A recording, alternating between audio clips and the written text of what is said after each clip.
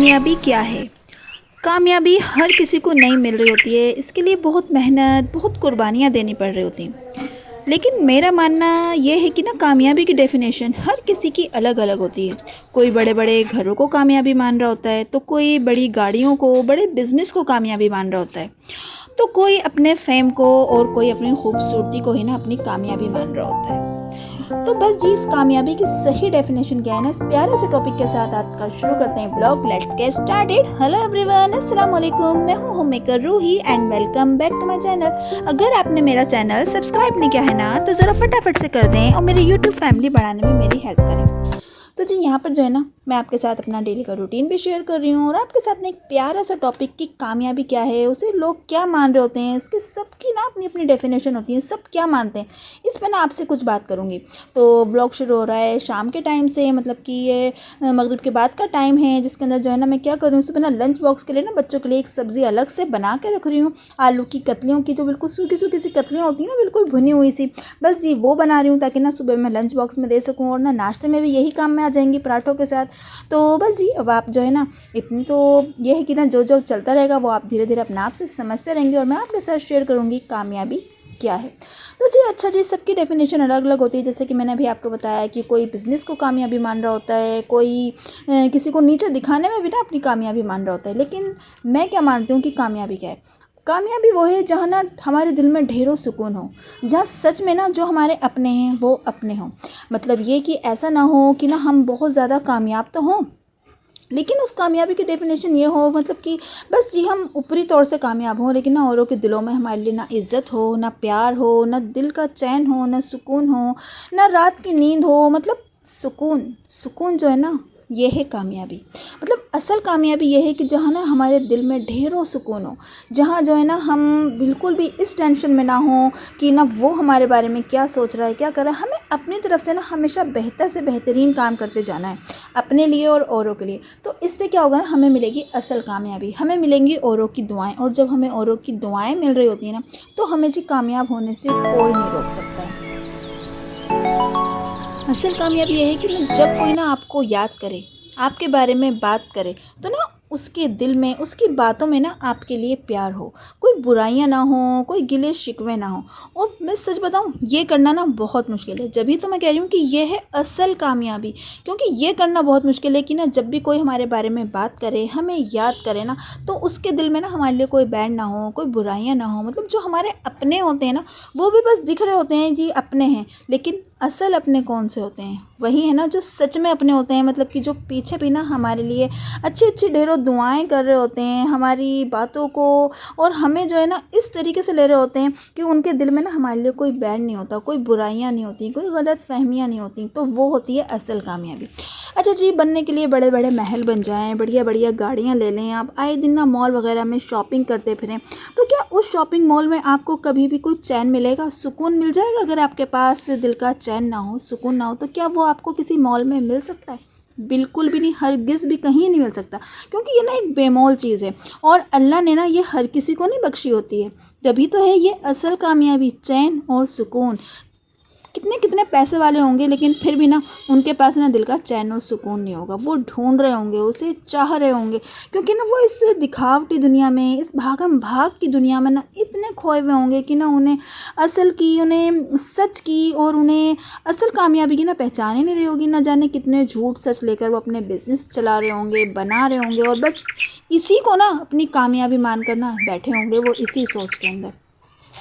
और कहीं कहीं देखें कि अपने छोटे छोटे घरों में भी ना कितनी खुशियाँ होती हैं, कितने चैन और सुकून होते हैं, लोग सुकून से सो रहे होते हैं, जबकि उनके पास ना कोई इतनी आराम वाली चीज़ें नहीं होती। लेकिन फिर भी क्या होता है ना, उनके दिल में चैन होता है, सुकून होता है कि ना उन्होंने किसी के साथ कुछ बुरा नहीं करा, कभी किसी का कुछ गलत नहीं चाहा। तो उनके दिल में ना इसीलिए ना चैन और सुकून होता है, और उसी से ना वो इतने ज़्यादा कामयाब होते हैं।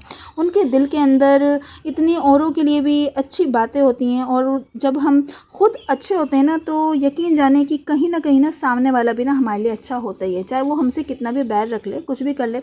लेकिन जब अगर हम अच्छे होंगे ना, तो वो कुछ बुरा करना चाहेगा ही नहीं। मतलब उसका दिल कहीं ना कहीं तो गवाही दे ही देगा ना कि इसने हमारे लिए कुछ बुरा नहीं करा, तो हम क्यों बुरा करें। तो इस असल कामयाबी की तरफ जाएं और बिल्कुल भी ना इस चीज़ में ना रहें कि बड़े बड़े घरों को, बड़ी बड़ी गाड़ियों को, इन्हीं चीज़ों को ना अपनी असल कामयाबी मानकर बैठ जाएं।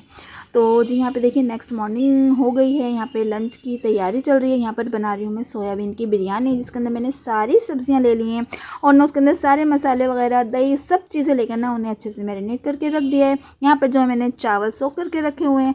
तो बस यहाँ पर ना मज़ेदार सी सोयाबीन की बिरयानी बनाएंगे। यहाँ पे मैंने ऑयल गर्म करा, उसके अंदर ज़ीरा और खड़े गरम मसाले डाल दिए। इन्हें अच्छे से ना तड़का लगाएंगे, इन्हें फ्राई करेंगे। फिर यहाँ पे देखिए मैंने ना प्याज कट करके डाल दिए बारीक, इसको ना अच्छे से मसल कर डालेंगे ताकि ना बिल्कुल अलग अलग हो जाए और ना जी फटाफट से ना ब्राउन हो जाए। अच्छा, मैं ज़्यादा ना ब्राउन करके नहीं बना रही होती हूँ, वरना ना क्या होता है ना चावलों का जो है ना रंग बदल जाता है। तो बस जी जब ये लाइट गोल्डन सी हो जाएगी ना, तो बस इसके अंदर हम जो है ना अपने और बाकी के मसाले डाल देंगे। लहसुन अदरक का पेस्ट डालेंगे।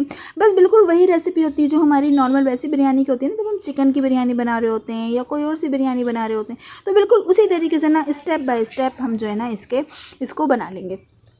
जब बिरयानी भी ना अब तो न जाने कितने तरीके की बनने लग गई हैं। जब बस हम पहले होते थे ना, जब छोटे होते थे, तो बस जी वो एक ही तरह की बिरयानी होती थी जो यखनी पुलाव कहते हैं अब, या वो सौंफ धनिया वगैरह डाल के बन रहा होता था। बस एक वही बिरयानी मानी जा रही होती थी।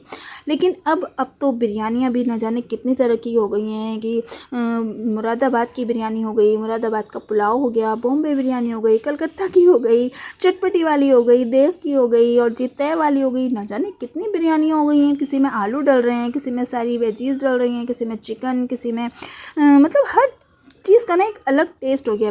तो इसलिए बिरयानी के आगे ना एक अलग से नाम जुड़ गया कि ये कौन सी बिरयानी है। क्योंकि पहले तो बस एक ही बिरयानी होती थी और उसी से लोग समझ जाते थे कि जी कौन सी बिरयानी।